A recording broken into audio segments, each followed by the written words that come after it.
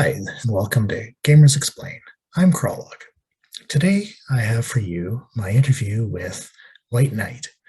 It's about half an hour, and following that, there will be a meme of the week, some accented action news, and then some follow-up, some Qralloqian lore. But this is a very special Qralloqian lore in that it will be about Gamers Explain itself. So, thank you for joining me today, and now I present WhtKnt.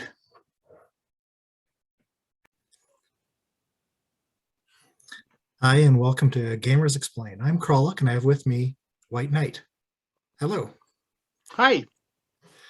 Your username, WhtKnt, is 6 letters. And it occurs to me, being the somewhat of an internet troll that I am, that you could also pronounce it WhtKnt or WhtKnt. Or whatnot. I get that a lot. Whatnot? That's a good one, too. Yeah. I assume that you intend WhtKnt. It is. It is WhtKnt. Why don't you tell me a little bit about yourself and how you found tabletop role-playing games? I can see behind you that you've got a pretty looks like a long-lived collection of hardback books. I have been collecting for about 40 years. About 42 years, actually, now. I started back in 78 when I was living overseas with my parents. My father was in the Air Force. And a friend of mine, his grandmother won the Holmes Edition Basic in a bingo game. And he brought it over and said, let's play this. And so I got elected GM, and I've been dungeon mastering ever since. That's interesting. Your father made you the first dungeon master? Oh, no, my friend did. Oh, your friend. Sorry. Yeah. But my father did play with us and does. In fact, he plays with us every other Saturday night. I run a campaign with him through Foundry. Wow. He is in his 80s now, and he still plays. Yeah, when I was younger in the 90s, I worked on an Air Force base here in Canada as a defense contractor, and it turned out at that time that most of my gaming community were people in their 50s and 60s. I was gaming regularly with people who are grandparents, and just not at all the normal experience that that the stereotype would lead us to believe, right? Yeah, it's definitely different than what you see depicted elsewhere. Yeah, I haven't asked this question before, but have you watched any of the TV shows recently where they've played, for example, Dungeons and Dragons on screen, like in Big Bang Theory or Stranger Things? Yes. Isn't it weird? Yes, I have. Isn't it weird how badly they get the rules? Yes. They're not even close. Like, what game are you playing? Well, my wife pointed that out when it came on Big Bang. She said, what are they playing? Because it's not Dungeons and Dragons. Yeah. Now, here's a question I didn't ask you in advance to think about, but somebody recently asked me why I'm not asking people like you about your family gaming. For example, it sounds like your wife knows something about Dungeons and Dragons. Does she play, or does she She game does with you? play. Yeah. She's been playing almost as long as she's known me. And we've been married for 34 years this year. Okay. So you taught her to play, or she had already played before you? I taught her to play. Yeah. Okay. And that was before we got married. And then when we got married, I told her, I said, you know that I'm a gamer and that's the way life is going to be. And she said she could live with it. So yeah, she enjoys playing once in a while. She likes to roll the dice. Yeah. She's not so much a role player as a roller. Yeah.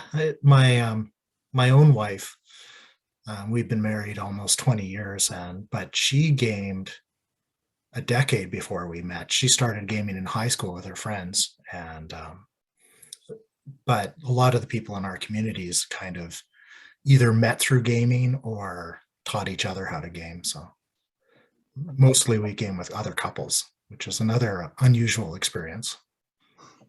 Yeah, different genre altogether. Yeah. Um, so how did you find play-by-post gaming, and what drove you to look for that? It originally started with the D&D listserv many, many years ago. Uh, I was I ran games on there, and when that died, I moved over to Paizo and their their forum, Yeah. and I play over there. I played over there for several years, and then I got to looking around, and I said, "There's got to be more."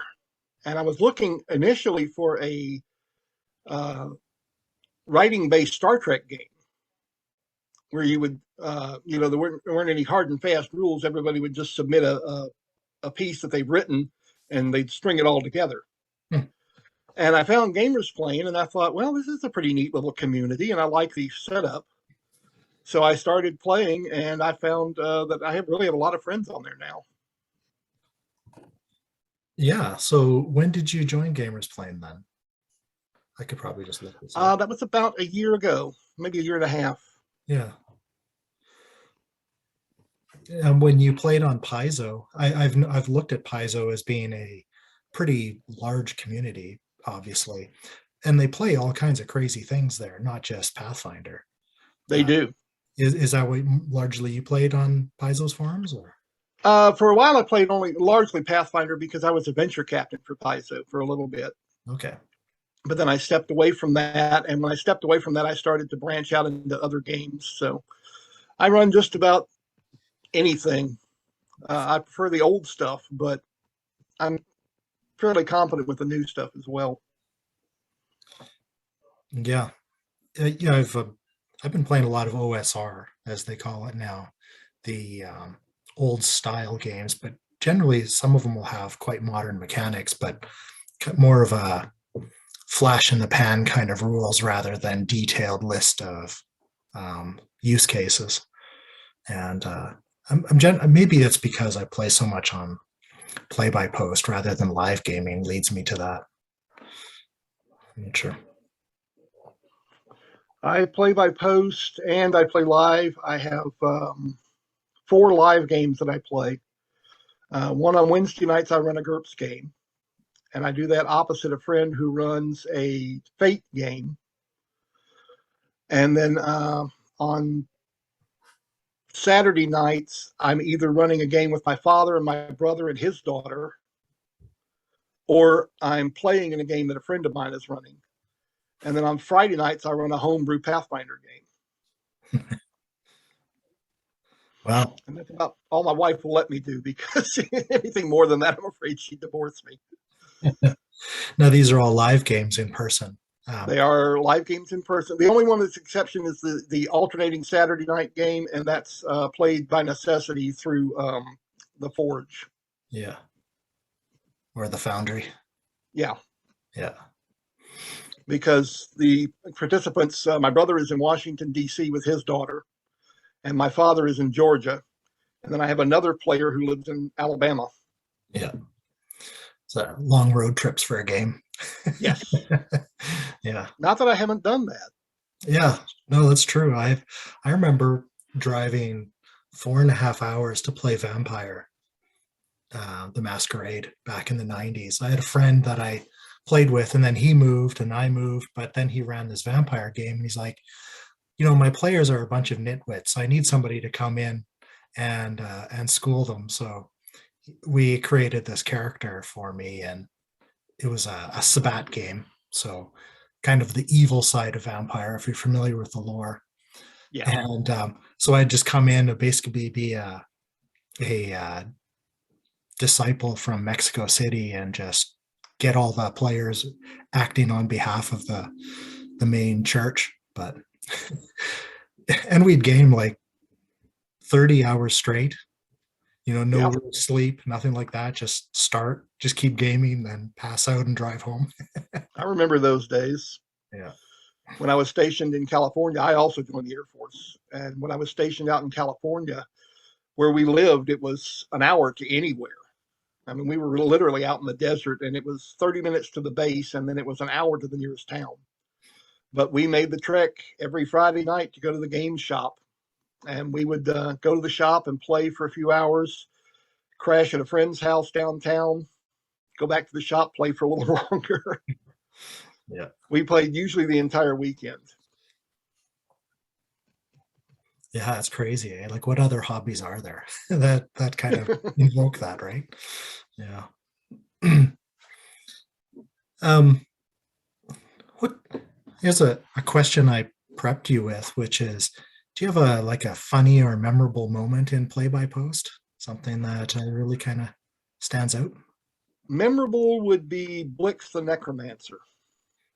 He was on the TSR boards, and he came to me and said, I want to play a necromancer. And I said, I have no problem with that. You can play one.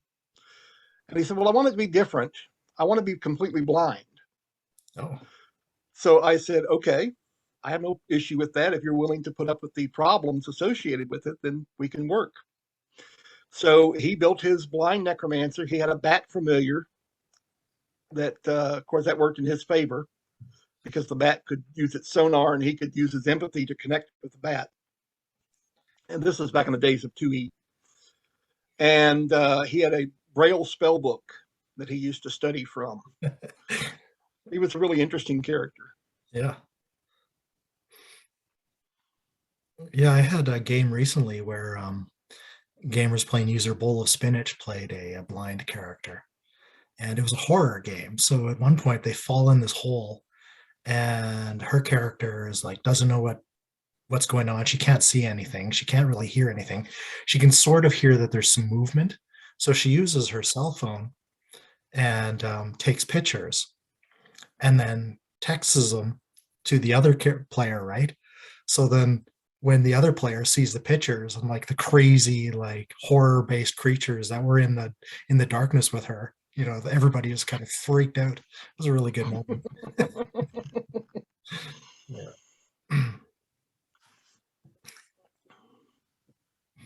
So you've been playing a lot of games. You've been playing a lot of different places. Do you have a game that you would consider like a dream game that you're chasing, like an ultimate experience that you'd really like to have in play by post? I'd like to finish my homebrew campaign and play in that. It's proving difficult because of all the lore and stuff that I'm having to put into place because I'm trying to build the entire world rather than just a small portion of it.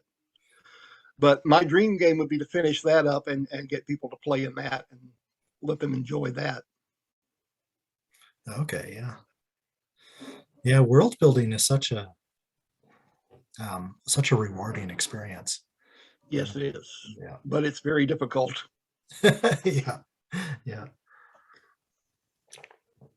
What's one of the things that, if you were to describe your homebrew world in, you know, a sentence or two, what would make it stand out? Um, it's a world where a cataclysm triggered the migration of humans. The dwarves were born from the stone. The elves actually came from the stars. They're an alien race that came to the world. And then the humans once lived clustered in one area. And then a cataclysm occurred that sank that continent, and they all scattered to the four winds. No, interesting. Yeah. I had a similar setup for a Bronze Age game once set in D&D, that the humans had all kind of just been chased off the last continent, got into boats, and what few of them survived on the new continent were essentially, you know, Stone Age or Bronze Age barbarians. Yeah. Generia started out as a generic campaign world, hence the name, to put all the modules that didn't have a home back in the day. Right. And it was just my world where to put them. And over the years, it has grown and morphed into its own campaign setting now. I hope to eventually get it published, but we'll see where that goes. Yeah. It seems to be a lot of those out there. Like there must be quite an appetite for them, for, you know, that sort of pre-built you know, defined world where there's all kinds of places for people to explore, but lots of stuff they don't have to build from scratch. Yeah. Right. I think that's the key, is they don't have to build it from scratch. They have something they can build on. Yeah. Yeah. So where does your username come from?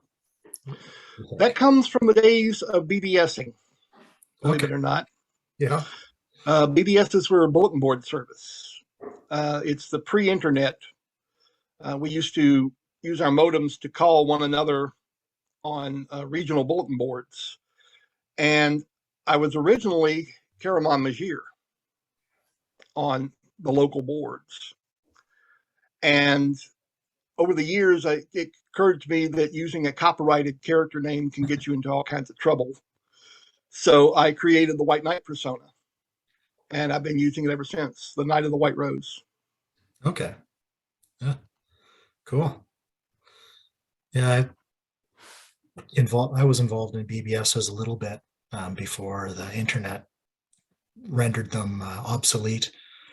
And I actually dated somebody I met through a BBS at one point, which is like, text-based Tinder, maybe.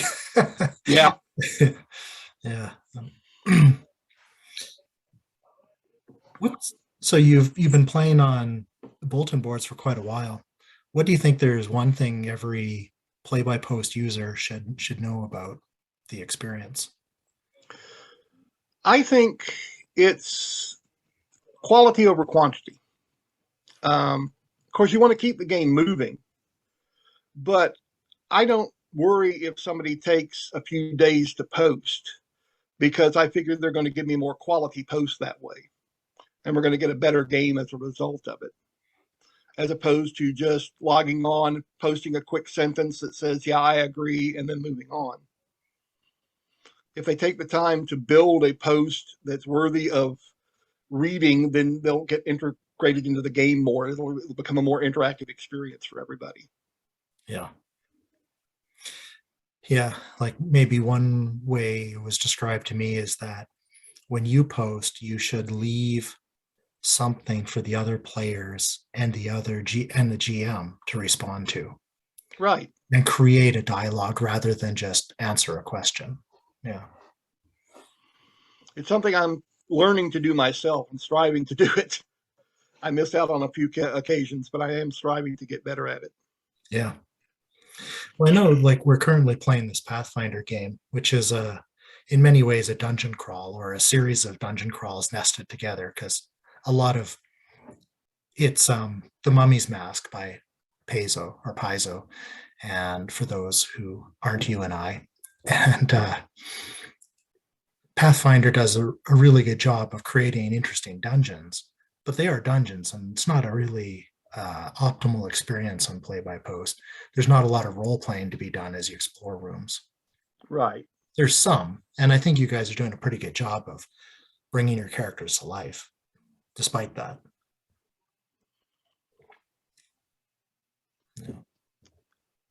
Yeah, I'm trying.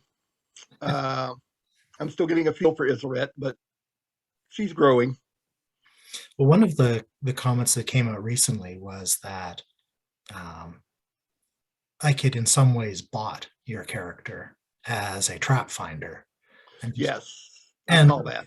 And one of the things I thought about when I saw that is I've been kind of trying hard not to do that, because that takes away some of your agency and some of your character's primary mechanical build, right? So yeah. what do you feel about that? You don't want to describe, I searched this wall, I searched the ceiling, I searched the floor, but where's a happy medium for play by post, do you think? I think just assuming a general, we come up on a door, I'm going to check it for traps, kind of thing is good. Anything more than that, I would want some control to be able to say, yeah, I'm going to look at this and examine it. But if it's just we come to a door or a doorway or something that looks suspicious, then I would say go ahead and bot her. Yeah. Yeah, I think that's what I'm trying to do, is that if it's obvious, like checking a door for traps, I'll just do that. I'll just roll in secret or assume you take 20. And, but if it's something more abstract, like searching a room for secret doors, I want people to tell me that they're doing that Yeah, rather than just give all that stuff away. right. Yeah. Yeah.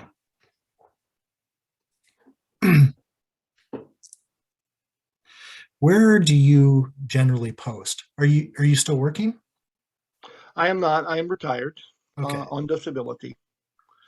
And my wife is also disabled. She's mostly blind. Oh, She has about 10% of her vision left.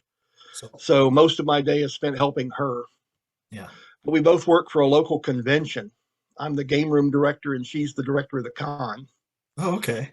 And so there's a lot of work involved there, and I have to help her with emails and things like that. Yeah.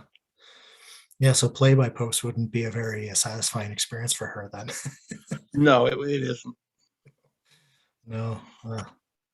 Yeah. So one of the questions I'm interested in is where people post. But if you are generally at home for most of your day, that's probably where you're doing it. Yeah, it's at home. Yeah. I used to post when I was working. I did post a lot from work. That was back in the days of the TSR boards, and I was pretty active there. I would sneak posts here and there on my lunch break and on my coffee breaks. Yeah. When you were posting that way, did you still post on the weekends and the evenings as well? I did. Okay. Um, I would go home and usually catch up on anything I hadn't seen during the day. And then the weekends, I was usually online, I would say about 8 to 10 hours out of the day, unless I had something else I had to do. Yeah. There's a fair number of people that seem like they post during the workday. Like they only post from their work computers, which is interesting. And lots of people have very complex jobs or a lot of autonomy or independence or so Yes. I'm sure that's fine, from a work perspective, but when they get home, they're not posting. So it's interesting. Yeah, that is unique.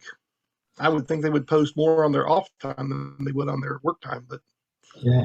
I guess we all need something to distract us from our work. Yeah. And I think that leads to why weekends are so quiet is that Yeah, if enough people are only posting a week and they're working a Monday to Friday work week, then the right. weekends just become a barren desert. Sort of like Christmas holiday was. I noticed Yeah. almost everything shut down over the holiday. Isn't that funny, eh? And this is the kind of time in history where people are traveling a lot less, one would expect. Yeah, Yeah, because of the pandemic. right. So you're generating Generia, this homebrew world. Do you all often play in intellectual property worlds like a Star Wars world or Star Trek or I something? have. We've played Star Wars, Star Trek, uh, Greyhawk and Forgotten Realms, and there's one other, and I can't think now what it is. I had it earlier, and I can't think of it. But yeah, I've played in intellectual properties before. Yeah. What's your sense on integrating the main characters in those intellectual properties and the plot lines that follow into your own world? Or do you just kind of find a space that is untouched by, say, the Lord of the Rings main quest lines? It depends on the world and the players. Sometimes we have actually played those characters if the characters are available as characters written up, or we made them up ourselves and played them. Other times I have had them integrated into the world as part of the lore, but the players may never see them. Right. And then in one instance, a Star Trek game or Star Wars game that I ran, D6 Star Wars game, the players came into Moss Eisley and they witnessed a murder. An alien murdered a man in the corner of the cantina. And then a few minutes later, they heard a ruckus in the street, and there was a Wookiee going mad in the street, and they had to put him down. And that kind of told them immediately, this is not going to be your ordinary Star Wars campaign. You guys are going to be the stars, not them. Yeah. Interesting. That's cool. I know I had some friends that played a Star Wars game, and the very first thing they did was try and assassinate Darth Vader, like to just you know change the entire like future history of the canon. That's fun. Games where canon exists and can be changed, like time travel games. Time travel games are very interesting to me, and I enjoy them a lot. I did a one time travel game I ran many years ago where the players detected a disturbance in the timeline, and they went back, and it was that John F. Kennedy had survived. And so what eventually ended up happening was they had to do the killing and then frame Lee Harvey Oswald for it. That's cool. Yeah, it was very interesting. Yeah. It reminds me of the Disney's Marvel show Loki, where they get involved in what is it called? It's not Time Police, it's the anyway, this organization that polices the timelines and snubs people that break away from established pathways. I enjoyed Loki. I thought it was a pretty good series. So yeah, one of the problems I have, and the reason I asked this question about intellectual properties, is I really like the show Firefly, like a lot of people. And the one time I tried to kind of replicate it, it immediately fell apart because I think everybody wanted to be the Firefly cast rather than just a different spaceship with a different crew. Right. And so without that crew and without that spaceship, it just didn't feel at all the same. Yeah, I think when you've got something like that, when the crew has an established rapport and you've been with them for at least a season, I think you start to develop a feel where it's difficult to replicate it on your own. Yeah. Because they are such a varied group. Yeah, similarly, I've run Supernatural, the role-playing game, a couple times. The first time I had Sam and Dean Winchester basically show up, give the new party, their first mission, and then blaze away in their Impala. And that was the end of it, right? There was no more interaction with the crew. It was kind of like a passing of the baton. Yep, I've done that before too. Yeah. I did a DC Heroes campaign that I'm running on the Python boards right now. They see guest appearances from Wonder Woman and Superman every once in a while and other heroes, but they know they're there, but they're in the background. They aren't the focus of the adventures. Yeah. Yeah. I'm not very familiar with DC Comics, but it often seems when I have picked one up, the very first thing they do is they need to find a way to shelve Superman. Yes. So he can't just solve all the problems for everybody else, and then the comic unfolds. It's like Star Trek. I've done the mission in space a lot. Yeah. Star Trek's another one where it seems like, especially Next Generation, the first thing they do is figure out a way why their sensors don't work. It's like, there's or the holodeck goes nuts. Yeah, there's interference. We can't use any of our technology, so now we have to just play baseball on the holodeck or something. No. So another question I've asked a few people is, do you watch sports? No, I do not. So I'm not taking you away from the NFL games today? Nope. I am an emphatic no on sports. I have zero interest. And that's, I think the reason I started asking this question was that's my experience from my role-playing groups is almost nobody watches sports. And it's just seemed like a really, I don't know, maybe the stereotype of the basement dwelling nerd leans into that and you'd expect it. But I've played, well, anyway, with a lot of different people, and Just the current crop of gamers I'm with have zero interest at all in any sport. One of my players does follow sports. He follows baseball and football, but he's not avid about it. Now, my father is an avid baseball follower. He loves baseball. What's his, And I'm sorry, what's his team?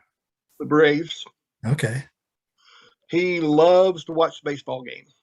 And he watches the college football game. He supports Georgia. But a lot of times on Saturday nights, if there's a game on, I can hear it running in the background because he's watching the game while he's playing. Yeah. Yeah. I think I have had hockey finals on once during a game when the Calgary Flames were in the playoffs, and at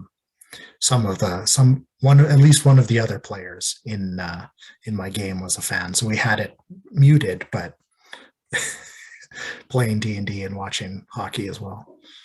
Yeah, definitely been there.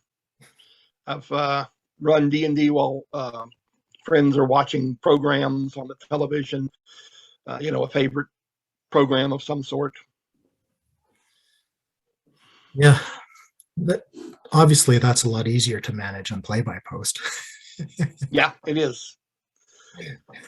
Yeah, It gets to be a nuisance when you do it in real life. yeah, for sure. It's like people watching videos on their phone, and it's like, it's your turn. What are you going to do? Oh, sorry. Yep. Yeah. I have one who does that. He's always watching a video on his phone, and he's pretty good about keeping an ear out for what's going on. But every once in a while, we have to jostle him and remind him that he is playing and it's his turn. Yeah. Yeah. It's a modern kind of evolution of the human brain that we're just so heavily distracted all the time that when we're not distracted, we feel like we miss it. So if I'm watching TV, I often have one or two devices with me.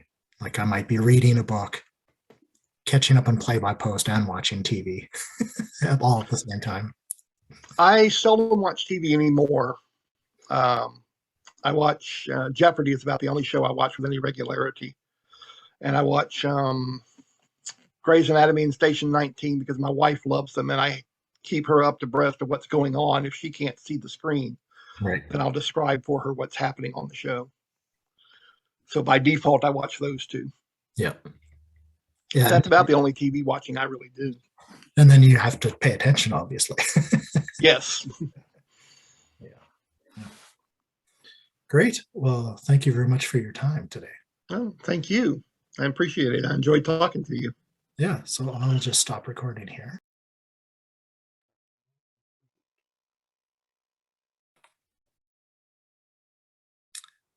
Hello, this is Qralloq. I just cannot do accents today. So in save you from some horrible accents, instead I will talk to you about, in this action news segment, some changes to the site that have come across very quickly. So this is just very recent, came out in the last week or so. So here is a Pathfinder 2 character that I had, and this is Fern in Natkinson's Pathfinder 2 game. It's basically a Magic University kind of thing. So this is basically how I created the sheet, or maybe Nat made the template. Some various statistics, everything you kind of see. This is all really great. I mean, I was really happy with these tables that Adam and the others built. Organization, you can see we've got these modifiers, skills, proficiency, like this is all just really well laid out. Proficiencies, and we have spoilers that we can expand and show things. Yeah, no, this was all really great, but it wasn't good enough for them, so they've changed things. And here at the top of the character sheet is something new, in that these segments that are underlined here are editable, and when you edit them, they auto-save. So before, if I wanted to change any of this stuff, I'd have to edit it, then I have to go through the BB code, which is laid out really badly. But this is all just live, right? So I could change the speed to 30. There, it's done, it's saved. Like it's just like a live sheet. Like if I went out of here, right? And then I search for Fern again.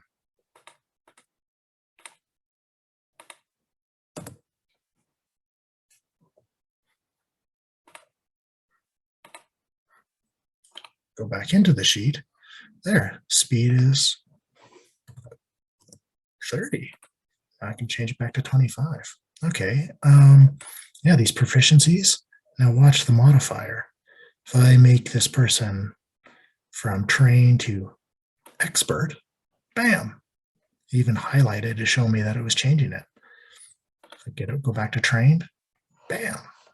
So what is this modifier? The modifier for perception is here's a little handy table. For trained in Pathfinder 2, your bonus is equal to your level plus 2. Okay, so my level's 1 plus 2 is plus 3, right? And perception is a wisdom.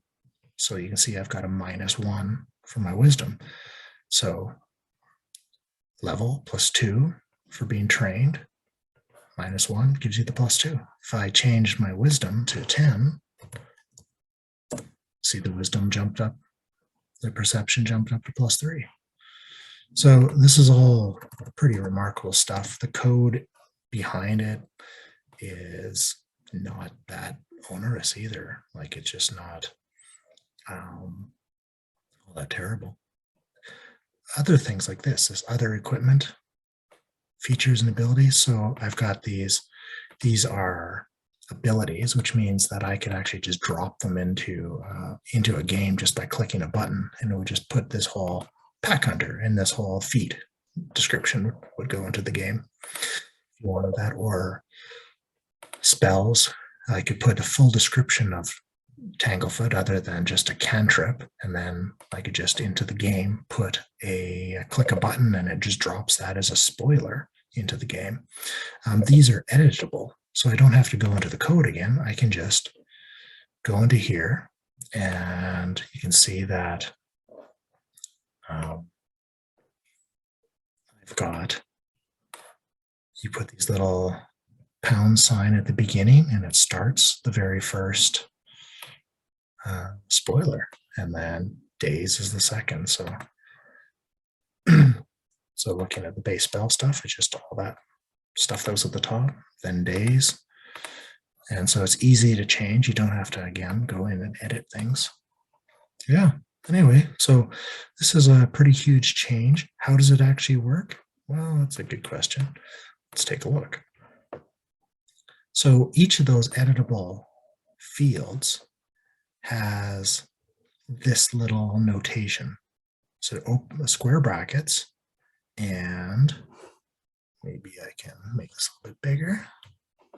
So you can see there's, like for level, there's a square bracket, an underscore, a variable name, and then the result, right? So class is here, P class sorcerer. We looked before about wisdom. See, there's wiz equals 8. And so if we go later into the perception bonus, this is all pretty ugly because I've zoomed it up so much, but here's the perception part of the table. There's a value.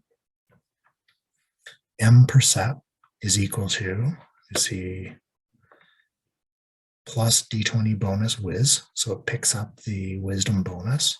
And then there's some math about level and training, and see this A equals 1 out of 4 is the code for the 4 checkboxes. So there's 1 is checked, 4. But for Willie, you can see I'm an expert. So there's 2 checked out of 4. So it's saved the values of things you've entered as text, and that's just all part of the code. But anyway, you can see that it isn't trivial for somebody who isn't really to get their sleeves up or roll their sleeves up and go to it. But if so you can see this lore, these 2 lore skills. He's made it an editable field, so I could, click that and bang. I added Savannah lore, which is the character's focus. So I could click on the thing when it's not in edit mode, and it would allow me to, enter something else like alchemy or something like that. Then if I went back in, it would include alchemy as the thing. Just get rid of that because this is actually a character I'm playing. Yeah, how's that? Oh, I'm an expert in intimidate. Bam, +9. I'm actually pointing at the screen. That's how excited I am. Okay. Yeah, so this is a game changer. I mean, these character sheets, once they're in place, you don't really have to go in and edit them as a player. You can just use them, right? And this kind of looks like how we'd expect character sheets to work on the internet, I think. We don't want to go in and write a whole bunch of code. And I was pretty happy to do that before because I'm not afraid of code, but it does create a barrier, I think. So thank you very much, Adam, Qralloq Steel Skin, and Andy Product, Vague GM, and I don't even know who all was involved in the testing and the creation of these things, but there is a strong development team at exPlane who have, because the site is open source, decided that, they can make some pretty impressive changes that make life a lot easier and a lot more interesting to play. Now, let me just show you something first. So if we go to, don't count the number of games I'm in. This is just, this is the worst kind of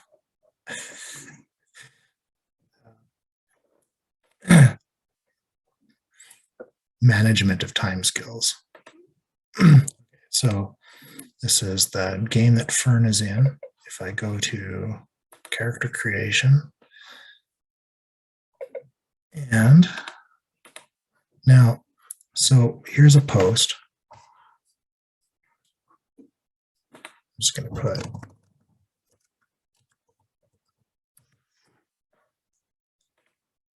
I haven't asked anybody's permission to do this. So at the bottom here, here's the posting window. I can add roles, and then below that was this button that said Fern. Now when I click it, it loads up her character sheet. It goes through, and so you've just seen all this stuff. Now I can just click this button. That's a clickable object. And what happens is it adds the perception role right there.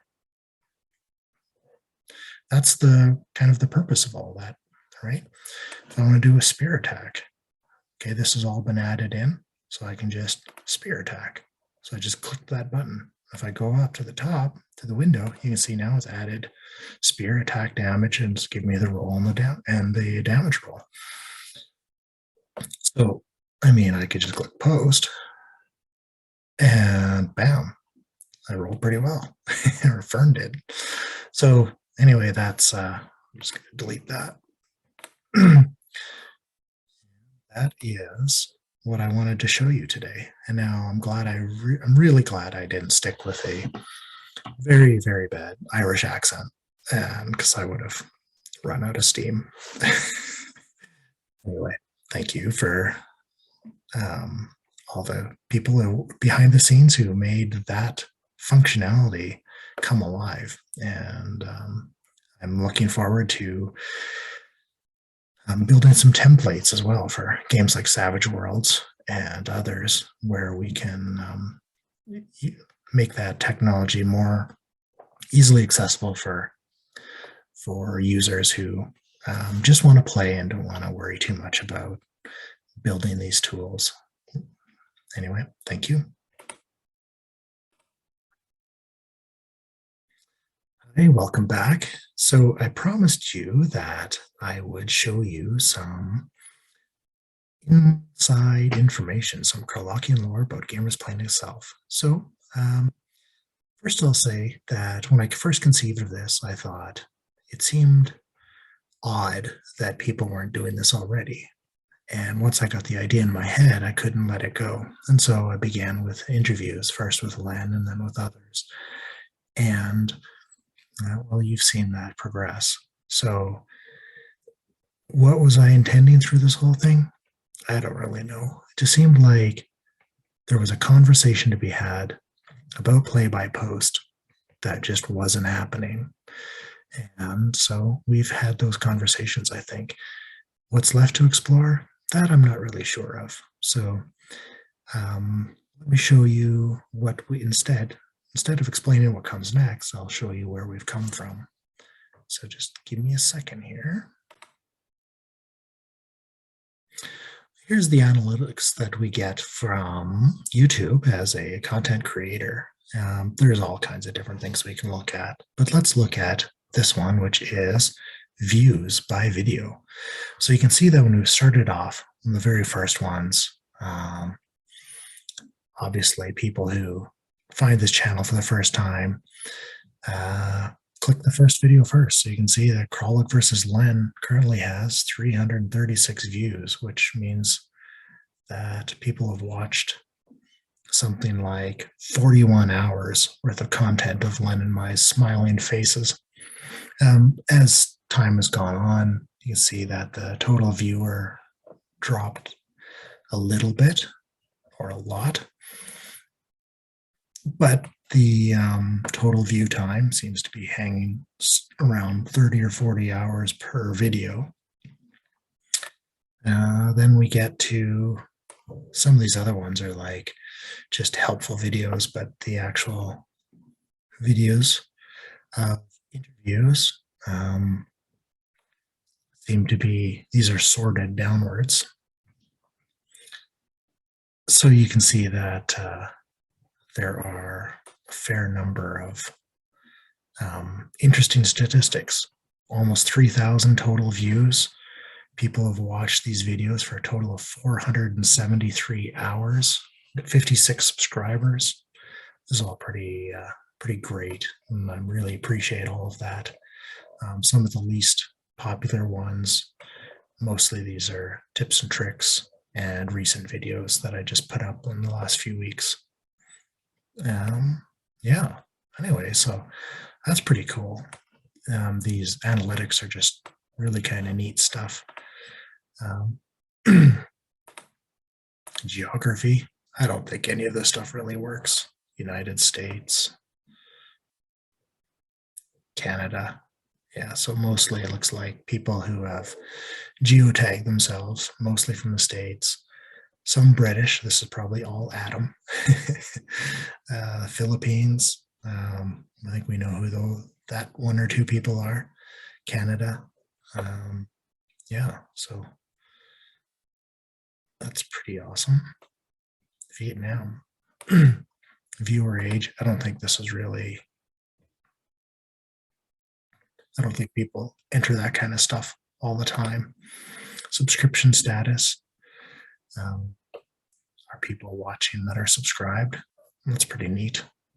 No idea what this pattern means, but generally that's, like I said, that's pretty interesting. About half the people that are watching are not subscribers and the other half are. Yeah, anyway, so it's kind of cool. I'm pretty happy with the way things turned out, and that people have donated 473.7 hours of their eyeballs to watch my resting introvert face. And well, 50% me and 50% other people mostly. So thank you very much for joining me, Qralloq, on Gamers Explain. And will there be a season 3? I'm not really sure. At this point, I don't really have any plans for what kind of content that I would include in that, and without generating any kind of interest. When you probably see this kind of pattern here that, like my viewers, the total number of views has declined over time. And this period here up until January is all just repeats of old videos, whereas up here into January and through March, we're actually getting new content being generated, and you can see the video views is slowly increasing. But I think we've had a lot of great conversations, and I'm a wiser man for having them. So thank you very much. And if there is a future to Gamers Explain, then you'll know where to find me. So once again, I'm Qralloq, and this has been Gamers Explain.